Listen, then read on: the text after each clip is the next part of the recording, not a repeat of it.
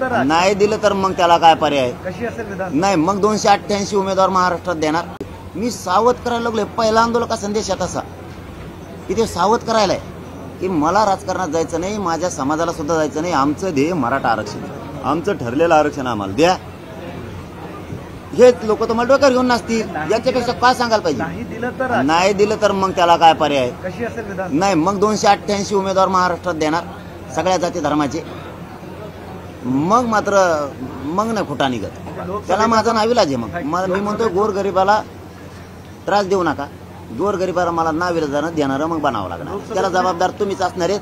आणि तुमच्या भाजपमधल्या सत्ताधाऱ्यातले जेवढे आमदार आहेत त्यांनाही सांगतो, तुमच्या नेत्याला जाऊन सांगा त्यांचं ठरलेलं द्या. नसता तुम्हाला बोलायला जागा राहणार नाही. मी राजकारण करतोय काय करतोय म्हणून तुमच्या नेत्याकडे जाऊन ठरलेलं द्यायचं सांगा. परत बोंबलू नका. ते आमदार मध्ये बोंबलत असते. पण फक्त भाजपच का इतर पक्षाचे का? म्हणलं मग घेतले नाव होते 2-3 भाजप शिवसेना म्हणलंच ना. सगळेच म्हणतोय ना मी काय विरोधी पक्षावाले जा हा बस का. पण आम्हाला द्या. आम्हाला राजकारणात नाही यायचं. पण या उपोषणात तो प्रश्न मिटवा. लोकसभेत तुम्ही छोटासा हिस्सा दाखवला, विधानसभेत मोठा असेल मग? नाही मी स्वतःच जाणार त्याच्यात. मी स्वतः नाव घेऊ पाडीणार. आता सुप्त होते. नाव घेऊ पाडीणार. तुम्ही पण उभं राहणार? नाही राजकारणात आपण नाही जाणार. उभा नाही राहणार. गोरगरिबांना देणारा बनवणार. सगळ्या जाती धर्माच्या लोकांना देणारा बनवणार. मराठा ताकदीनं उभा राहणार त्यांच्या पाठीशी. मग कोणत्या जातीचा उमेदवार असतो? विधानसभेच्या तोंडावर हे शेवटचं उपोषण असेल आणि याच उपोषणावर सरकार निर्णय घ्यावा. नाहीतर तुम्ही राजकारणात म्हणजे तुम्ही 288 उभे करणार? नाही मग पर्याय काय आमच्या पुढं?